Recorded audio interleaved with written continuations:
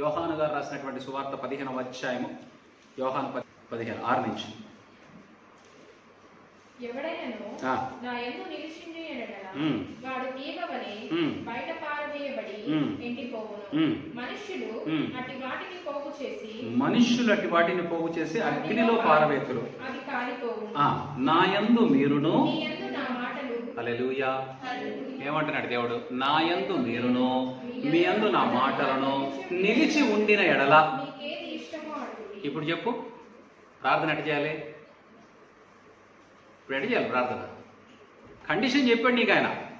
నీ యందు నా మాట నిలిచి ఉన్నప్పుడు అడుగు. నువ్వు నన్ను ఏమడుగుతావో, నీకేది ఇష్టమో అడుగు.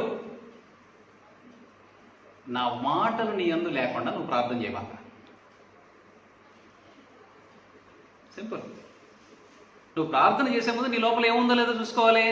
దేవుని మాటలు ఉన్నాయా లేవో చూసుకోవాలి. దేవుని మాటలు లేవు, ప్రార్థన చేసావు, అలవాటు అయిపోయింది కానీ నీకు ఏమవుతుంది? నా మాటలు నీ యందు నిలిచి ఉండినప్పుడు నువ్వు నన్ను నీకు ఇష్టమైంది అడుగు.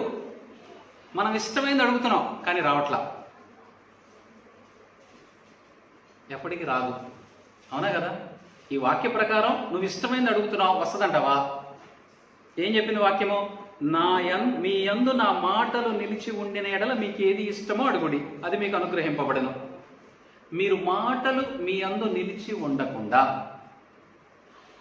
ప్రార్థన చేయడం అసలు లేదు. ప్రార్థన చేయడం అవసరం అంటావా? ప్రార్థన చేయడం అసలు కరెక్ట్ అంటావా?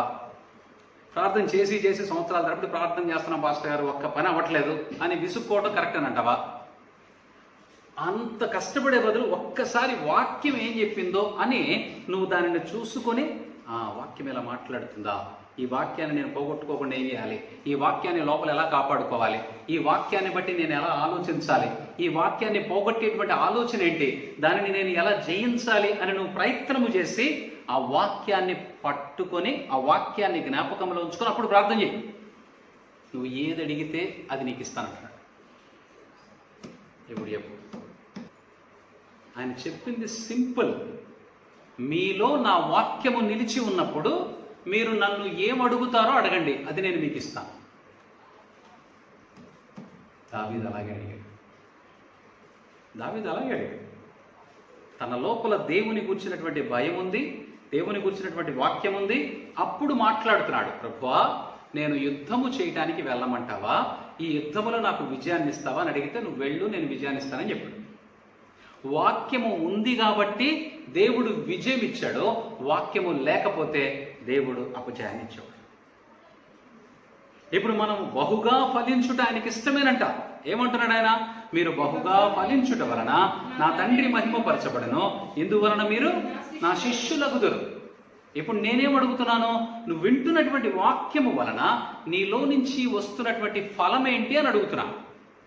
యేసు ప్రభు వారు అంజూరపు చెట్టు దగ్గరికి వెళ్ళి ఫలాలు వెతికితే దొరకలేదు. ఏమన్నాడు? నీవిక ఎన్నటికీ ఫలింపకుందువుగాక అన్నాడు. అప్పుడు శిష్యులు ఏమన్నారు?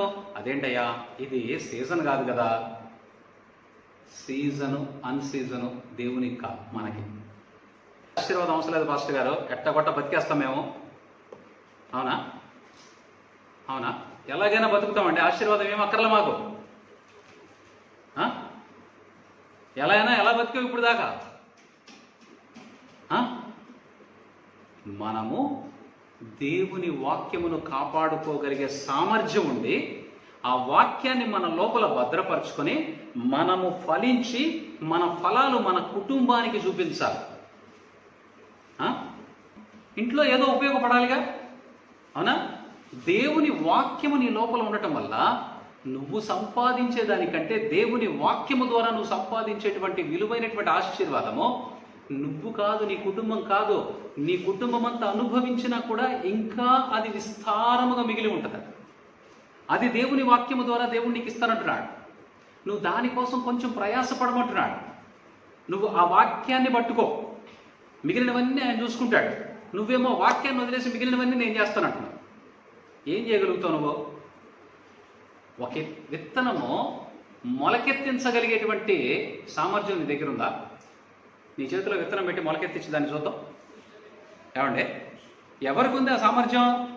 దేవుడు మట్టికి ఆదేశించాడు, విత్తనం మట్టిలో వేస్తేనే మొలకెత్తుతుంది. మనకేమి లేదు, మనము దేవుని వాక్యమును మన హృదయంలో విత్తుకుంటే ఆ విత్తనము 100 ఫలాన్ని మన ద్వారా బయటికి తీసుకొస్తుంది. నువ్వు ఎంత టైం ఇవ్వగలిగితే అంత ఆశీర్వాదం చూస్తావు.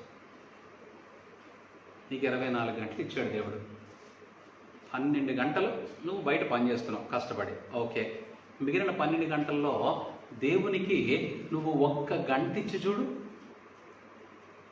ఐఎమ్ నాట్ ఆస్కింగ్ 12 అవర్స్, 12 గంటలు ఇవ్వండి, 10 గంటలు ఇవ్వండి, అట్లా 1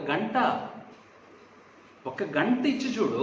నీ జీవితం ఎలా ఉంటుందో నీకు అర్థమవుతుంది. ఆ గంట నువ్వు నీ జీవిత కాలమంతా దేవుని సమయముగానే వెచ్చించాలి.